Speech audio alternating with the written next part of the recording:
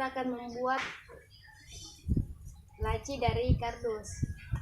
Bahannya itu 1 lem tembak, 2 penggaris, 3 lem tembak, 4 gunting,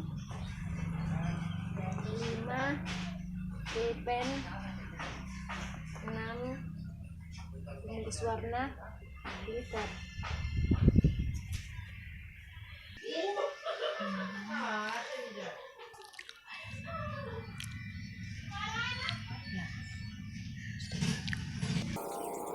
Kita lem.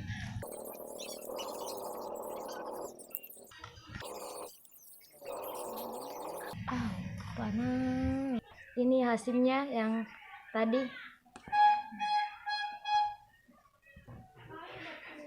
Ini panjangnya udah 20, lebar 27.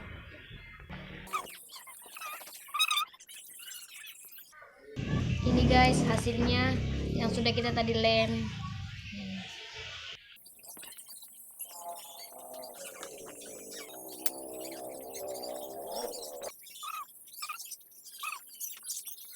Ini sudah jadi 1.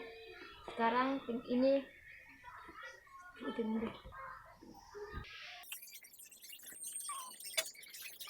lacinya sudah jadi. Ini dia hasilnya.